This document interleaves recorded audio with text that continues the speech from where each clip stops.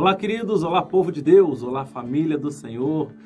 Mais uma vez estamos aqui juntos. Ao longo dessa semana, vamos estar estudando a palavra de Deus, vamos estar mais um estudo bíblico, mais uma carta paulina, né? Fantástica essas cartas paulinas, né? E agora nós estaremos falando da epístola, né? que Paulo escreveu aos Gálatas, né? Ao povo da Galácia. E aí, nós vamos entender algumas coisas que também precisamos contextualizar. O que é epístola? Né? Epístola é uma carta compilada com um sermão, uma homilia. Então, a união, né, desses dois, vamos dizer assim, dessas duas obras literárias, né, elas vão formar uma epístola, criando aí um novo gênero literário, e esse gênero literário somente o cristianismo tem. Então, o Paulo escreve, né, essa epístola, ou seja, essa carta em forma de sermão para esse povo. E uma outra curiosidade, a carta aos Gálatas, ela foi a primeira carta que Paulo escreveu às igrejas, a primeira epístola que Paulo escreveu às igrejas. Existem duas correntes de pensamento teológicas, né, e até mesmo técnicas, dizendo que a primeira que ele escreveu em 53 a 56 depois de Cristo, né? Mas uma segunda corrente de pensamento mostra aqui, através, né, dos estudiosos, que ele pode ter escrito provavelmente em 49 depois de Cristo. Mas o que nos chama a atenção é que Paulo não vai falar, não está escrevendo uma carta para a igreja de Gálatas, mas às igrejas. Ele usa o artigo definido no plural para mostrar que não tem apenas uma igreja ali, mas algumas igrejas, que na época foi plantada por ele e por Barnabé. Então, nessa viagem missionária, na primeira viagem missionária, ele estava ali com Barnabé e eles ali plantaram algumas igrejas naquela região. E aí é interessante lembrar também que o povo da Galácia, naquele momento, era o povo celta, que era um povo migratório que 300 anos antes de Cristo foi para aquela região. Porém, aquele povo ele foi colonizado, vamos dizer assim, pelos romanos. E aí, 25 antes de Cristo, né, no ano 25 antes de Cristo, o povo gálata se tornou uma província, né, romana. E aí você imagina, né, um povo migratório, que era o povo celta, que já vinha com a sua carga cultural, já vinha com todos os ensinamentos e todo um vício cultural, vamos dizer assim.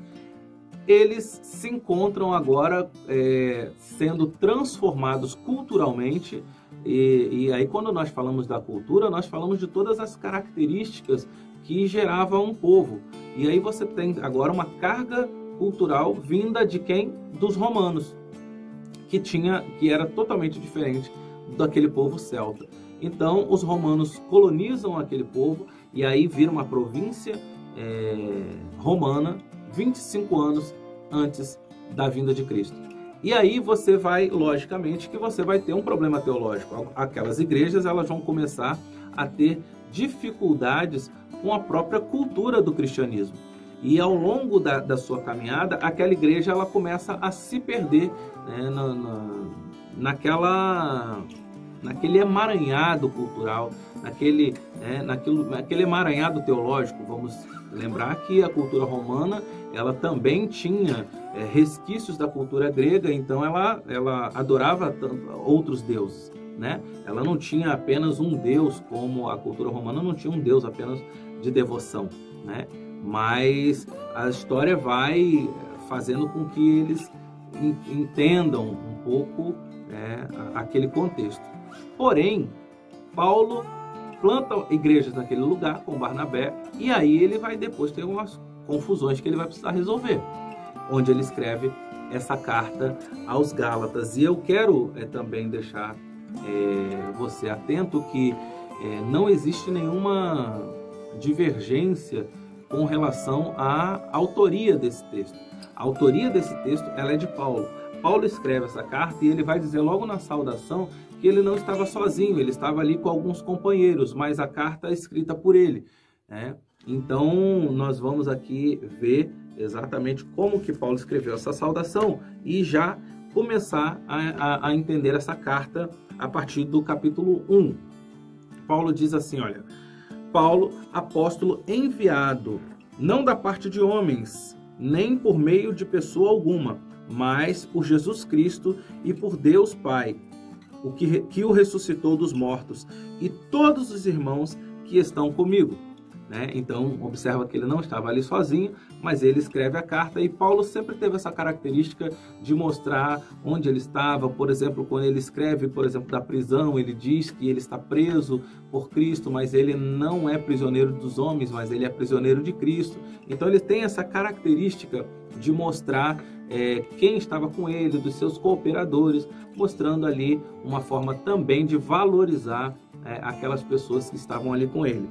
E aí ele diz que ele escreve olha só, as igrejas da Galácia. Esse plural aqui me faz entender que Paulo está escrevendo a várias igrejas, ou seja, todas aquelas igrejas estavam tendo essas dificuldades de entendimento, eclesiasticamente falando. E aí ele vai falar aqui no versículo 3, a vocês, graça e paz da parte de Deus, nosso Pai, e do nosso Senhor Jesus Cristo, que se entregou a si mesmo por nossos pecados, a fim de nos resgatar, olha que interessante, desta presente era perversa, segundo a vontade do nosso Deus e Pai, a quem seja a glória para todos sempre. Amém. Irmãos, observa que na saudação, Paulo já começa a deixar claro qual é a conduta dessa escrita. Qual é o alvo dessa escrita? O que ele quer abordar? Qual é a abordagem principal dessa epístola? Porque quando ele vai falar de um mundo perverso, ele está falando exatamente de um mundo que não consegue permitir que Cristo transforme a sua vida. Porque ele está escrevendo uma carta para as igrejas, ou seja, ele está escrevendo para um povo de Deus. Mas, ao mesmo tempo, ele fala, olha, nós vivemos num mundo perverso que muitas vezes tem contaminado esse povo. Observa que isso acontece até os dias de hoje. Porque o mundo não mudou, não deixou de ser mundo.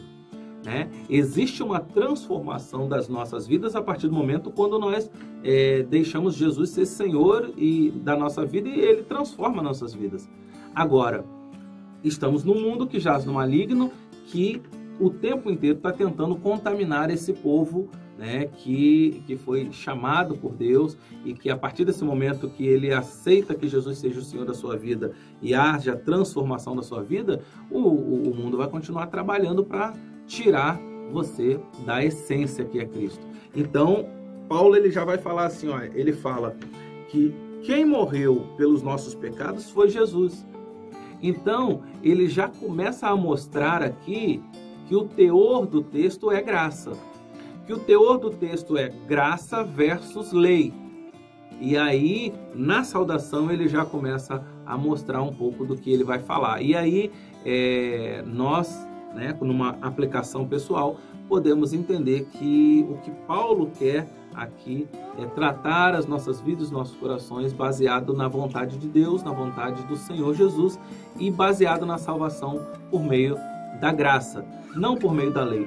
Observa que aquele povo é um povo que foi colonizado, e ao ser colonizado, traz toda a carga cultural e toda a carga teológica dos romanos, inclusive a lei, e essa lei que era estabelecida agora diante daquele povo, muitas vezes trouxe também confusão no meio daquela igreja ou daquelas igrejas. E aí Paulo começa agora a combater exatamente essa ideia de que as pessoas tinham de que elas podiam ser salvas através da lei, através das boas obras, através de tantas outras coisas que não era a graça de Deus. Então, quando ele cita logo aqui na sua saudação que por Cristo, que deu a vida para que os nossos pecados fossem perdoados, ele já coloca aqui dizendo o que ele pretende falar àquele povo. E ao longo agora dessa semana nós vamos também ver o que Paulo está querendo dizer. amanhã, terça-feira, nós vamos começar a falar aqui diretamente do capítulo 3, porque o capítulo 3 ele já traz diretamente aqui isso que eu acabei de falar para você. Ou seja, nós estamos falando da graça e da lei. Nós estamos aqui confrontando a lei com a graça. E o Paulo vai dizer a partir do capítulo 3 isso, e nós vamos começar aqui a esmiuçar esse capítulo, a nos alimentar da palavra de Deus aqui nesse capítulo, para que possamos entender o porquê estamos aqui e o porquê Cristo nos chamou e também nos salvou.